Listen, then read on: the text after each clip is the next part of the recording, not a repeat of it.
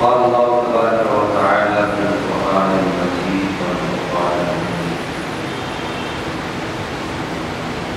إن الله وملائكته يصلون على النبي يا أيها الذين آمنوا صلوا عليه وسلموا تسليما اللهم صل على سيدنا ومولانا محمد بالعدد والمقدار والدوام وبارك وسلم. قال الله تبارك وتعالى في مقام آخر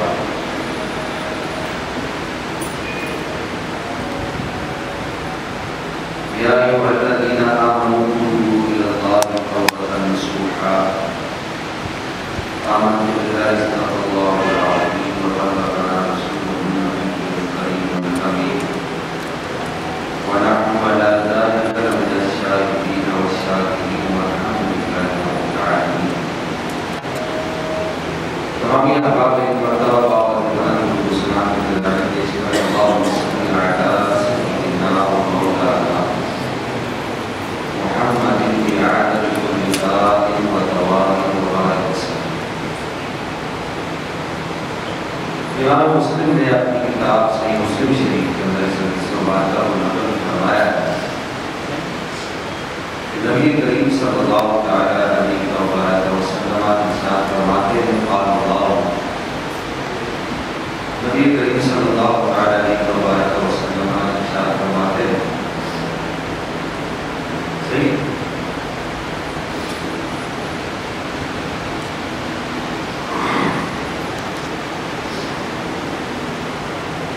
قال الله عز وجل قسمت الصلاة بيني وبين عبدي نصفين ولعبدي ما سأل فإذا قال العبد والحمد لله رب العالمين قال الله حمدني عبدي.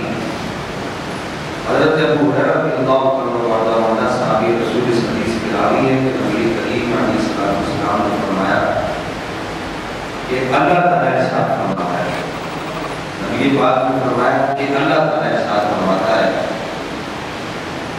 قسمت الصلاۃ بینی و بین عبدی نصفین میں نے نماز کو اپنے اور اپنے بندے کے درمیان آدھا آدھا تقسیم کر دیا وَلِعَبْدِي مَا سَأَلَ اور میرے بندے کو وہی ملتا ہے جو مجھ سے سوال کرتا ہے یعنی میرے بندے کے لیے وہی کچھ ہے جو اس نے سوال کیا. فَإِذَا قَالَ الْعَبْدُ الْحَمْدُ لِلَّهِ رَبِّ الْعَالَمِينَ جب بندہ کہتا ہے الحمدللہ رب العالمین نماز کے دوران قال اللہ عز وجل تو بندے کے یہ کہنے سے حمدنی اللہ تعالی ارشاد فرماتا ہے کہ حمدنی عبدی میرے بندے نے میری تعریف بیان کی ہے. ادھر بندے کی باتیں چل رہی ہوتی ہیں اور ادھر اللہ تعالیٰ اس کو جواب دے رہا ہوتا ہے. یعنی بندہ ادھر پڑھتا رہتا ہے سورہ فاتحہ یا کچھ بھی پڑھتا ہے تو اللہ تعالیٰ اس کو جواب دیتا ہے. وَإِذَا قَالَ الْعَبْدُ الرَّحْمَٰنِ الرَّحِيمِ جب بندہ دوران نماز کہتا ہے الرحمن الرحیم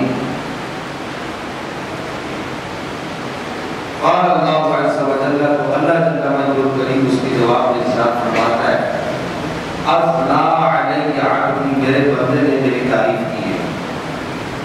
وَإِذَا قَالَ مَالِكِ يَوْمِ الدِّينِ جب بندہ دوران نماز کہتا ہے مالک یوم الدین قال اللہ عز وجل تو اللہ تعالیٰ اس کے جواب میں ارشاد فرماتا ہے مجدنی عبدی میرے بندے نے میری بزرگی بیان کی ہے.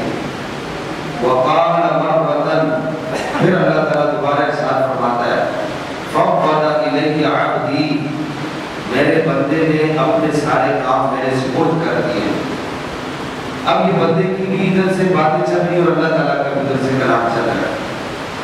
وَإِذَا قَالَ جب بندہ کہتا ہے إِيَّاكَ نَعْبُدُ وَإِيَّاكَ نَسْتَعِينُ جب بندہ یہ کہتا ہے کہ اے اللہ میں تیری عبادت کروں اور تجھ سے مدد چاہوں إِيَّاكَ نَعْبُدُ وَإِيَّاكَ نَسْتَعِينُ کہتا ہے تو قال اللہ عز و جل اللہ تعالیٰ جواب میں ارشاد فرماتا یہ وہ بات ہے جو میرے اور میرے بندے کے درمیان، یعنی میں خالق ہوں اور یہ میری مخلوق ہے۔ ایاک نعبد و ایاک نستعین کا معنی نہیں ہے۔ فَإِذَا قَالَ اهْدِنَا الصِّرَاطَ الْمُسْتَقِيمَ صِرَاطَ الَّذِينَ أَنْعَمْتَ عَلَيْهِمْ غَيْرِ الْمَغْضُوبِ عَلَيْهِمْ وَلَا الضَّالِّينَ۔ نبی پاک فرماتے تھے کہ جب بندہ کہتا ہے کہ یعنی اللہ تعالیٰ فرماتا ہے، یہ بات فرمایا، جب بندہ یہ کہتا ہے کہ صراط المستقیم صراط الذین انعمت علیہم غیر المغضوب علیہم ولا الضالین، اے اللہ ہمیں سیدھا راستہ چلا، راستہ ان کا جن پر تم نے انعام کیا، نہ کہ ان پر جن پر غضب کیا گیا، نہ کہ ان کا جو بھٹکے ہوئے ہیں۔ جب بندہ یہ کہتا ہے تو اللہ تعالیٰ اب کیا فرماتا ہے؟ نماز کے بعد اللہ تعالیٰ سے جواب فرماتا ہے کہ ھذا لعبدی ولعبدی ما سأل، اے میرے بندے جو تم نے مانگا ہے تجھے اللہ تعالیٰ عطا فرماتے ہیں۔ بندے نے مانگا کیا ہے کہ اهدنا الصراط المستقیم، اے اللہ مجھے سیدھا راستہ عطا فرما۔ چلا صراط الذین انعمت علیہم، راستہ ان کا جن پر تم نے انعام کیا، نہ کہ بھٹکے ہوئے کا گمراہ کا، ان کا راستہ نہیں چلا، جن لوگوں پر تم نے انعام کیا ان کا راستہ مجھے چلا۔ جب بندہ یہ کہتا ہے تو اللہ تعالیٰ ارشاد فرماتا ہے ھذا لعبدی، اے میرے بندے میرا بندہ کسی کام کے لیے تو کھڑا ہوا تھا، کسی بات کے لیے تو وہ عبادت میں کھڑا ہوا تھا، ولعبدی ما سأل، اب بات کیا ہے؟ اهدنا الصراط المستقیم، اے اللہ مجھے سیدھا راستہ، اهدنا الصراط المستقیم، اے اللہ مجھے سیدھا راستہ چلا۔ صراط الذین انعمت علیہم، راستہ ان کا جن پر تم نے انعام کیا۔ جب بندہ یہ کہتا ہے تو اللہ تعالیٰ ذات جو فرماتا ہے وہ آپ نے سن لیا۔ یہاں سمجھنے والی بات یہ ہے کہ ہم کتنی نمازیں پڑھتے ہیں، دن میں 5 نمازیں پڑھتے ہیں، 4 رکعتیں فجر کی، 12 رکعتیں ظہر کی، 8 رکعتیں عصر کی، 12 8 20 20 4 24، اور 7 رکعتیں مغرب کی، 24 اور 7 کتنے ہو گئے 31، اور 17 رکعتیں عشاء، 31 اور 17 کتنے ہو گئے؟ ہاں جی 40 ہے۔ 48 قیاموں کے اندر، پورے دن کے اندر بندہ 48 قیام کرتا ہے، اور اگر وہ نوافل نکالتے 4 رکعتیں فجر کی، 10 رکعتیں ظہر کی، 4 رکعتیں عصر کی، 5 رکعتیں مغرب کی، اور 9 رکعتیں عشاء کی۔ اب 4 فجر اور 10 ظہر، یہ کتنی ہوئی؟ 12 اور 4 16 16 اور 5 21 21 اور 9 30 قیاموں کے اندر 30 مرتبہ قیام کرتا ہے بندہ۔ 30 قیاموں کے اندر بندہ بار بار یہ کہتا ہے کہ اهدنا الصراط المستقیم، اهدنا الصراط المستقیم، اهدنا الصراط المستقیم، صراط الذین انعمت علیہم، صراط الذین انعمت علیہم، اے اللہ مجھے سیدھا راستہ چلا، اے اللہ مجھے سیدھا راستہ چلا، اے اللہ مجھے سیدھا راستہ چلا۔ راستہ ان کا جن پر تم نے انعام کیا۔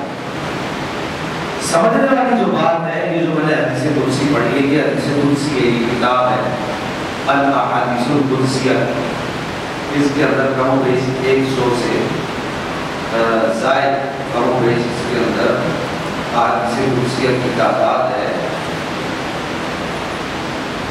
کم و بیش 250 احادیث عام، 350 احادیث قدسیہ ہیں اس کے اندر۔ یہ جو میں نے حدیث مبارکہ پڑھی ہے، یہ حدیث قدسی ہے۔ اللہ تعالیٰ کیا فرماتا ہے کہ اے میرے بندے، تمہیں نماز کے اندر سوال یہ کرنا ہے کہ راستہ ان کا چلا جن پر تمہیں انعام کیا۔ اب یہاں سے ان لوگوں کا بالکل ان کے نظریے کا کلا کرنا ہو جاتا ہے جو یہ کہتے ہیں کہ ہمیں ہمارے لیے ہم خود ہی کتابیں پڑھ کے، خود ہی حدیثیں پڑھ کے، خود سب کچھ کر کے हम लोग सीधा रास्ता चल जाएंगे, हमें किसी की जरूरत नहीं, हमें किसी के साथ नहीं चलना। अब ये फितना बहुत ज्यादा तेजी से बढ़ता चला जा रहा है, बल्कि कॉलेज और यूनिवर्सिटियों के छोकरे इस बात में बहुत आगे निकलते, तो हमारे जमाने में निकलते जा रहे थे, तो अब तो बहुत ज्यादा आगे निकल कर चले गए। यार बंदे की जबान पर यही है कि मैं खुद कुरान पढ़ के खुद ही कुरान पाक से हिदायत हासिल कर लूंगा, मैं खुद हदीस पढ़ के खुद ही हदीस मुबारक से हिदायत हासिल कर लूंगा, मैं खुद दीगर किताबें पढ़ के खुद ही मैं हिदायत हासिल कर लूंगा। मुझे ये बताएं कि एक सवाल मैं आपसे करना चाहता हूँ, हम लोग ज्यादा कुरान समझने वाले, अजमी लोग ज्यादा कुरान समझते हैं या अरबी लोग ज्यादा समझते हैं? कुरान ज्यादा कौन लोग समझते हैं? फिर अरबी लोगों में सहाबा कुरान पाक ज्यादा समझते हैं, मैं अरबी अजमी उलमा के अलावा की बात कर रहा हूँ। आलम के एतबार से अरबी अजमी में फर्क नहीं, ये याद रखिए। आलम अरबी भी वही है और अजमी भी वही है, क्योंकि जो निसाब तालीम हम पढ़ते हैं वही अरब पढ़ते हैं, जो वो पढ़ते हैं वो हम पढ़ते हैं। बात ये अर्ज करना चाह रहा हूँ कि कुरान को सबसे ज्यादा समझने वाली अल्लाह के मखलूक के अंदर कौन सी कौम है? सहाबा किराम। अरबी लोगों में सबसे ज्यादा कुरान समझने वाले कौन है? सहाबा किराम। ऐसे ही अब मुझे ये बताइए कि अगर सिर्फ कुरान समझना डायरेक्ट होता तो सहाबा किराम डायरेक्ट समझते ना, या सहाबा के बाद वो लोग जो अहले अरब रहे, ताबईन, तबा ताबीन, तबा ताबे, बड़े उलमा, ये लोग कुरान को डायरेक्ट समझते हैं? या मैं और आप ये दावा करें कि हम कुरान को डायरेक्ट समझेंगे? कुरान की आयत नाज़िल होती है, साहबी मदीने के कोने पे रहता है, उसको पता चलता है कि जी कुरान की आयत नाज़िल हो गई। दूसरे साहबी ने आके उसको बताया कि जी ये आयत आज नाज़िल हुई है, उसने सुन ली, वो अपने दिन सुबह नबी पाक की बारगाह में हाजिर हो जाता है कि बंदा नवाज का कि ये आयत करीमा नाज़िल हुई है। इस आयत करीमा का मफ़हूम, माना, मतलब और इसके जो असरार और रूह से वो क्या है, या रसूलुल्लाह को आप मुझे बताइए।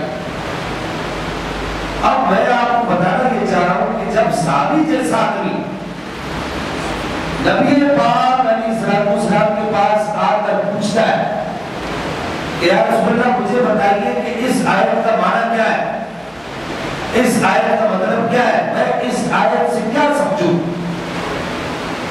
तो साहबी को तो मेरे ख्याल से हमसे ज्यादा ये कहने का वो हकदार है कि मैं कुरान को डायरेक्ट समझूंगा। तो जब साहबी डायरेक्ट कुरान को नहीं समझ रहा, बल्कि वो नबी पाक अलैहिस्सलाम को बीच में रख कर कुरान को समझ रहा है। लेकिन कुरान की आयत नाज़िल होती है,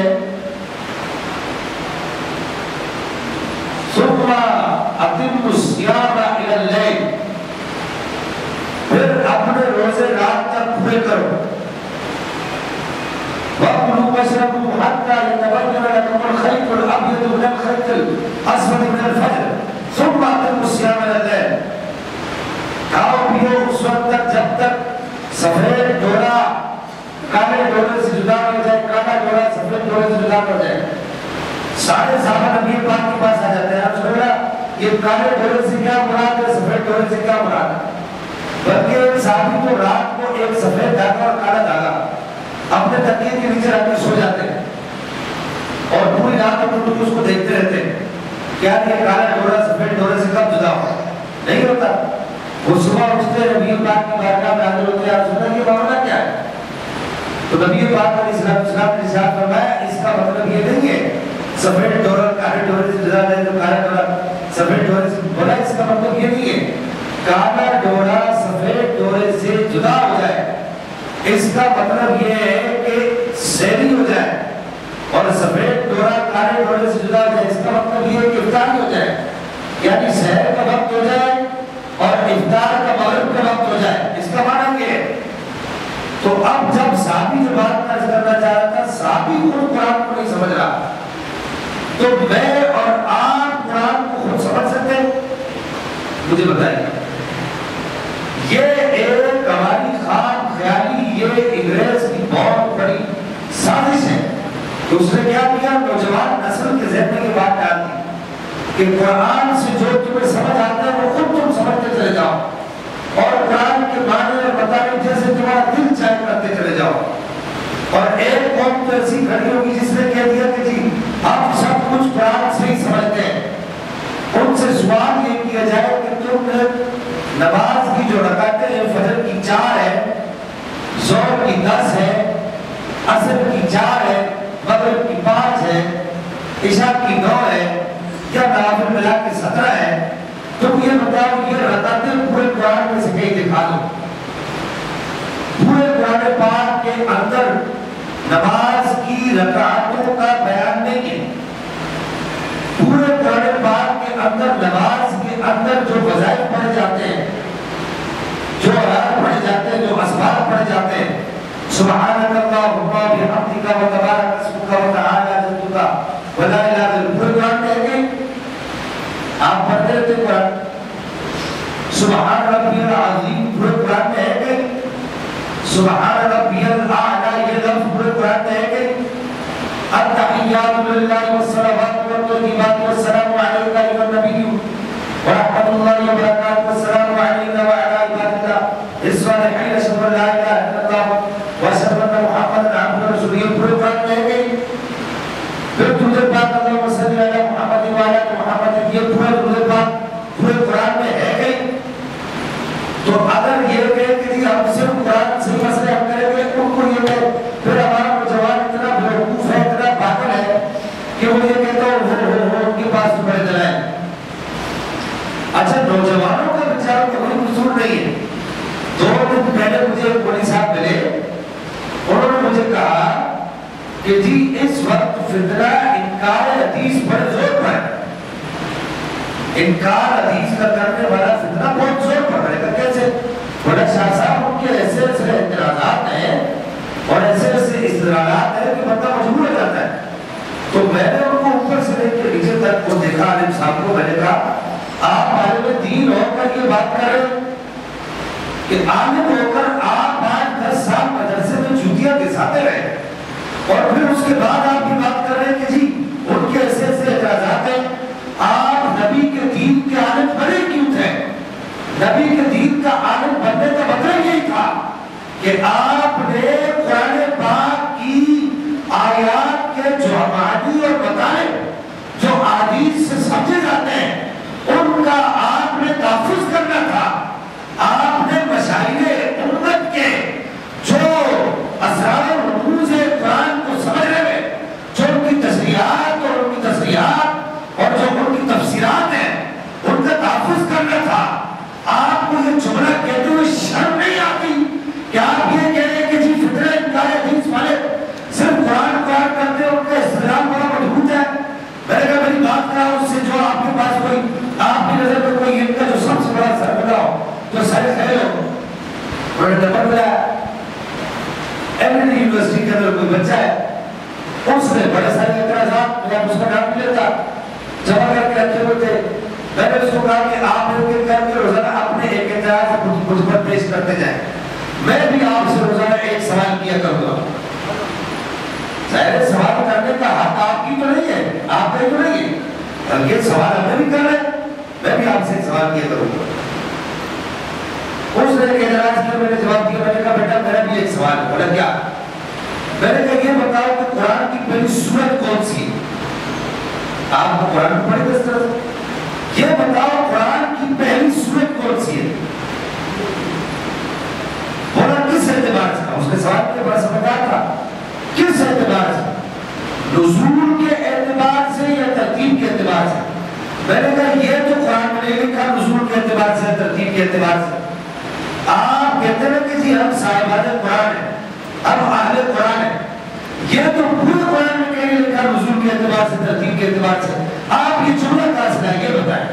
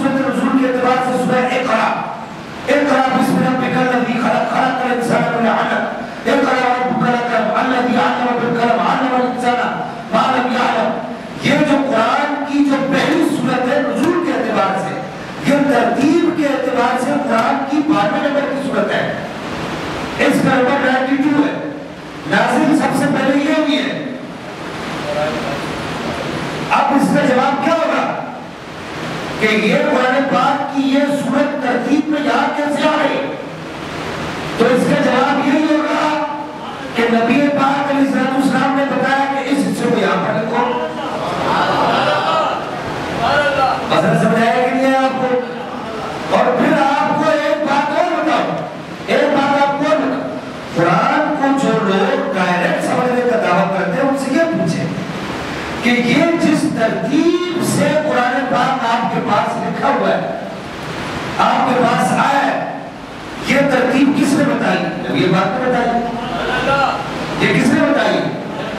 یہ نبی پاک نے بتائی. اچھا جی، پہلی سورت کون سی ہے؟ پہلی سورہ اقرا ہے. میں نے ان کو اگلے دن میسج کیا، اگلے دن میں نے ان کو میسج کیا، میں نے کہا ایک سوال اور بھی ہے کہ سورہ اقرا پہلی سورت ہے، اس کا نام سورہ اقرا قرآن میں کسی جگہ پر ہے؟ پورے قرآن میں کسی جگہ کا ہے اس سورت کا نام سورہ اقرا رکھو؟ اس کا نام سورہ اقرا کیوں رکھا؟ الحمدللہ رب العالمین سے شروع ہونے والی سورۃ فاتحہ کا نام سورۃ فاتحہ کیوں رکھا؟ سورۃ دعا کیوں رکھا؟ سورۃ شفا کیوں رکھا؟ سورۃ کافیہ کیوں رکھا؟ سورۃ وافیہ کیوں رکھا؟ سورۃ شافیہ کیوں رکھا؟ سورۃ ام الکتاب کیوں رکھا؟ اس کا نام کس نے رکھا؟ قرآن نے رکھا. سورۃ فاتحہ کے 70 نام ہیں. کتنے نام ہیں؟ 70 نام ہیں. میں نے کہا بیٹا یہ مسئلہ بھی اپنے گروجی صاحب کرا کے لانا کہ یہ سورتوں کے نام جو رکھے گئے یہ قرآن نے خود رکھے. اس کا جواب نہیں دے سکتے. کیوں؟ یہ قرآن نے خود نہیں رکھے بلکہ یہ اللہ کے محبوب نے سورتوں کے نام رکھے. اللہ کے محبوب نے بتایا یہ فاتحہ ہے، یہ بقرہ ہے، یہ آل عمران ہے، یہ نساء ہے، یہ مائدہ ہے، یہ انعام ہے، یہ اعراف ہے، یہ انفال ہے، یہ توبہ ہے، یہ یونس ہے، یہ ہود ہے، یہ یوسف ہے. یہ ساری سورتوں کے نام نبی پاک علیہ السلام نے. یہ ابراہیم ہے، یہ سورہ آمین ہے، یہ سورہ آمین پر سجدہ ہے، یہ یاسین ہے، یہ کاف ہے، یہ صاد ہے، یہ سورہ مریم ہے، یہ سورہ اسراء ہے، یہ سورہ بنی اسرائیل ہے، یہ سورہ کاف ہے، یہ سورہ ناس ہے، یہ سورہ وقت ہے. یہ سارے نام کس نے بتائے؟ یہ سارے نام نبی پاک علیہ السلام نے بتائے. تو اب سنی کا عقیدہ ایسے نکھر کر، ایسے کھل کر، واضح ہو کر سامنے آ جاتا ہے جیسے دن کو 12-1 بجے کا سورج واضح ہو کر دن میں ایک کونے کھانچے میں پڑی ہوئی سوئی کو بھی بڑی آسانی سے دکھا دیتا ہے. ایسے نکل کر سامنے آتا ہے سنی کا عقیدہ. کیا عقیدہ؟ کہ اگر قرآن کو بھی سمجھنا ہے تو رسول اللہ کے در پہ آ کے سمجھا جائے گا.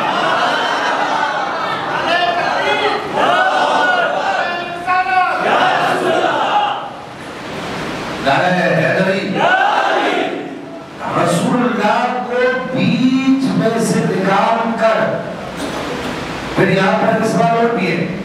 آپ بیچ میں سے نکال کر کیا کریں گے؟ سوال آپ سے اور بھی میں کرنا چاہوں گا.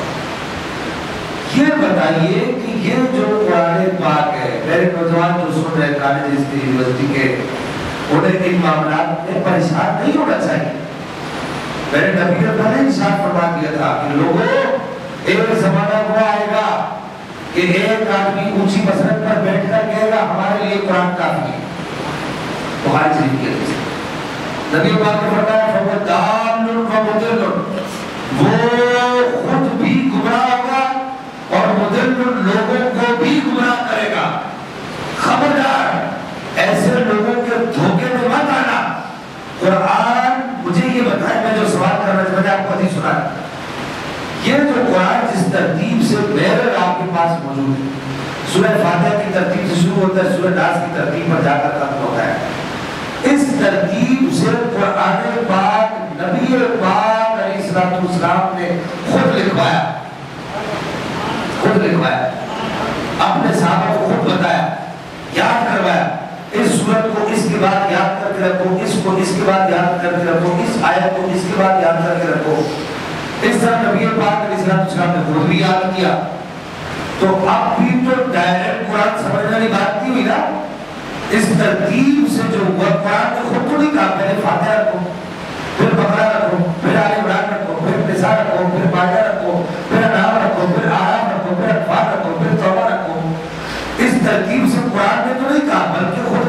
بات نے کہا. دوسری بات جو میں عرض کر رہا تھا عام بات, اس ترتیب سے جو قرآن نبی پاک نے لکھوایا ہے, یہ اس ترتیب سے لکھا ہوا جو قرآن ہے, اس ترتیب سے یہ قرآن نبی پاک نے کیسے لکھوایا, کیسے لکھوایا سوال, یا کیسے بتایا اپنے صحابہ کو. اب ایک مسئلہ یہ ذہن رکھیں, جس ترتیب سے جو لوگ کہتے ہیں کہ جی یہ ترتیب جو لوح محفوظ کی ترتیب, کس کی ترتیب ہے, لوح محفوظ. لوح محفوظ پر قرآن ایسی لکھا ہوا ہے جیسا آپ کے اور میرے پاس ہے, اسی ترتیب سے لوح محفوظ پر لکھا ہے. ان سے یہ پوچھیں کہ لوح محفوظ کی ترتیب ہے, یہ قرآن میں کہاں لکھا ہے, یہ لوح محفوظ کی ترتیب ہے, یہ قرآن میں کہاں لکھا ہے. یہ بھی تو قرآن میں نہیں لکھا, یہ کس نے بتایا آپ کو, یہ نبی پاک علیہ السلام نے بتایا. اور پھر یہ لوح محفوظ کی ترتیب ہے, نبی پاک نے اس ترتیب سے لکھوا کیسے دیا, کیا بتا کیسے دیا. تو اس کا جواب یہی ہے کہ ایسا کوئی معبود نہ ہوگا نہ کہیں ہے, بیٹھا ہے چٹائی پہ مگر عرش نشی ہے. اس کا جواب یہی ہے کہ قرآن تھوڑا تھوڑا کر کے اس ترتیب سے تو نازل نہیں ہوا, لیکن جیسے جیسے آتا رہا نبی پاک مدینے میں یا مکے میں بیٹھ کر دیکھتے رہے اوپر, یہاں نیچے بیٹھ کر اوپر دیکھتے تھے اور صحابہ کو بتاتے تھے وہاں یہ صورت اس صورت کے بعد ہے. میں آپ سے سوال کرنا چاہتا ہوں, نبی پاک زمین پر بیٹھ کر لوح محفوظ کو دیکھتے تھے کہ نہیں دیکھتے تھے؟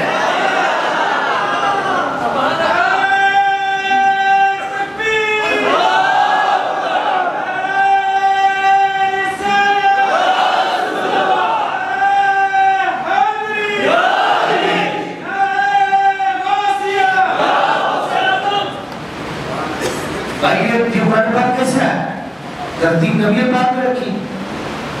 تو اب آپ کو پورے قرآن میں کہیں بھی اس ترتیب کا ذکر نہیں ملے گا, اور پورے احادیث کے ذخیرے میں آپ کو اس ترتیب کا ذکر تو ملے گا, لیکن آپ کو یہ نہیں پتہ چلے گا کہ نبی پاک علیہ السلام نے یہ ترتیب رکھوائی کیسے. تو یہ ترتیب ایسی رکھوائی کہ نبی پاک بیٹھے تو یہاں پر ہے لیکن دیکھ وہاں پر ہے. اسی ترتیب سے آپ علیہ السلام سارا قرآن لکھواتے چلے گئے, سارا قرآن بتاتے چلے گئے, سارا قرآن بتاتے. تو یہ ایک خواب خیالی ہے کہ ہم بیچ میں سے نبی کو نکال کے خود سب کچھ سمجھ لیں, یہ خواب خیالی ہے, یہ غلط سوچ ہے. نبی اگر بیچ میں سے نکل گئے نا, اگر نبی بیچ میں سے نکل گئے تو پھر کائنات کا نظام چلنے والا نہیں ہے.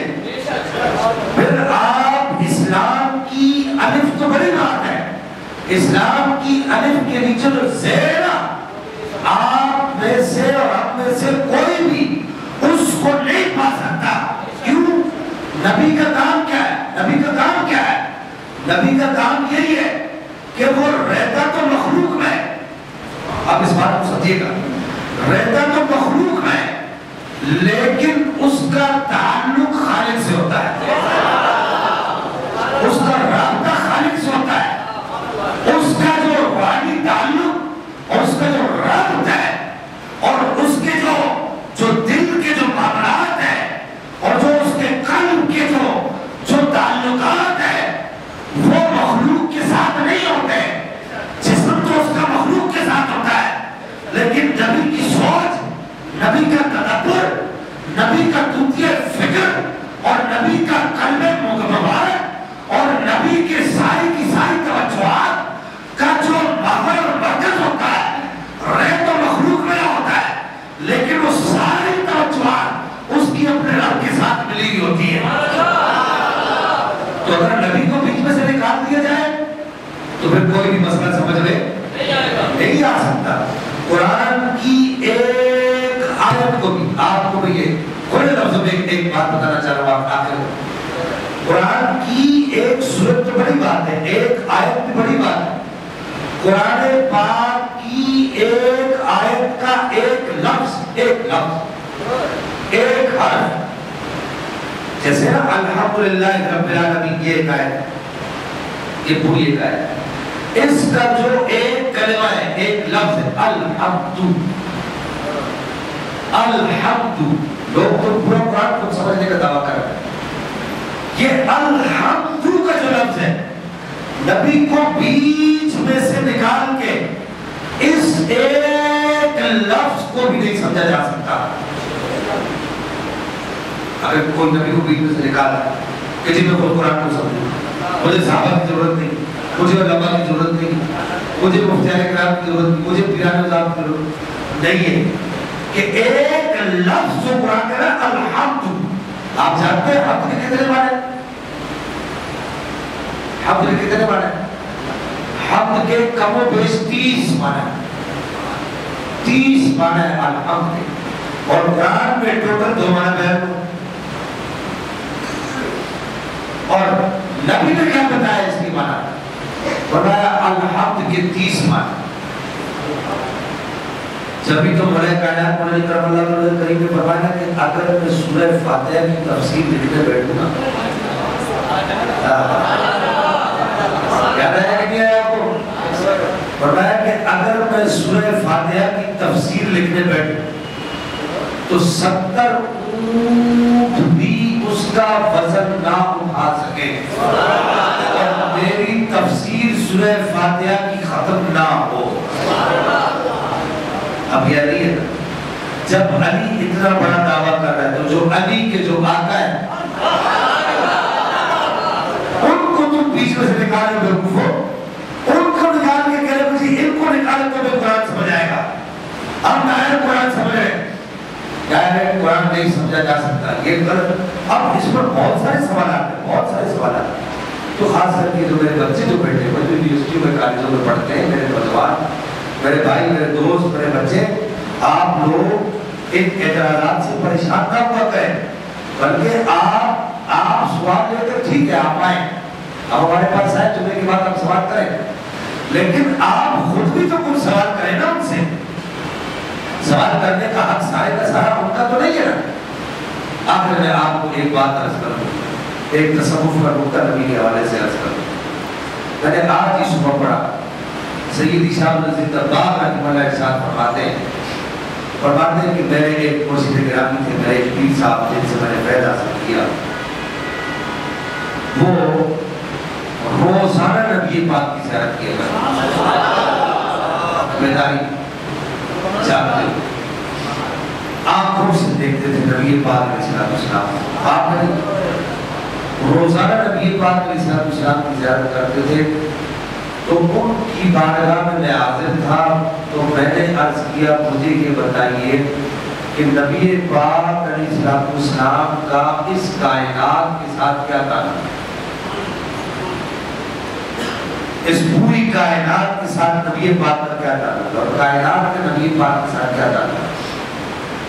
تو کہتے ہیں کہ وہ نبی پاک علیہ السلام کی تعریف کرنے لگے، میرے مرشد کریم نبی پاک کی تعریف کرنے لگے، کرتے رہے یہاں تک کہ اس بات پر آئے، آپ نے فرمایا کہ تم نے کیا سورج کو چمکتے ہوئے دیکھا ہے، تم نے کیا چاند کو چمکتے ہوئے دیکھا ہے، تم نے کیا ستاروں کو چمکتے ہوئے دیکھا ہے، کیا تم نے زمین کے اندر ٹھہراؤ دیکھا ہے، کیا تم نے زمین کے اندر بویا ہوا بیج پھٹتا ہوا دیکھا ہے، کیا تم نے زمین کے اندر پھٹتے ہوئے بیج کے پھول پھل دیکھے، کیا تم نے پھلوں کی مٹھاس پھولوں کی مٹھاس دیکھی ہے، کیا تم نے پھولوں کے رنگوں کو دیکھا ہے؟ اس طرح کی بڑی ساری باتیں کی، تو آخر میں جواب دیے تو انہوں نے کہا جانتے ہو اس پوری کائنات کے اوپر رب نے اپنے محبوب کے جلووں میں سے کسی ایک جلوے کو جب تک نہیں ڈالا اس وقت تک یہ پوری کائنات کے رنگ نظر نہیں آئے۔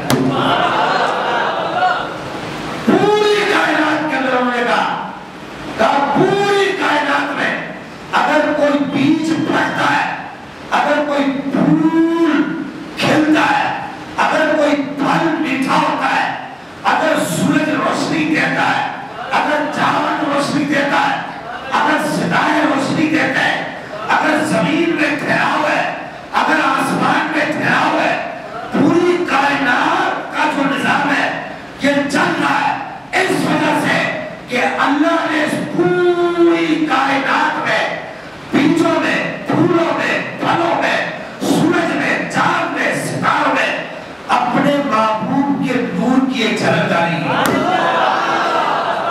واخر دعوانا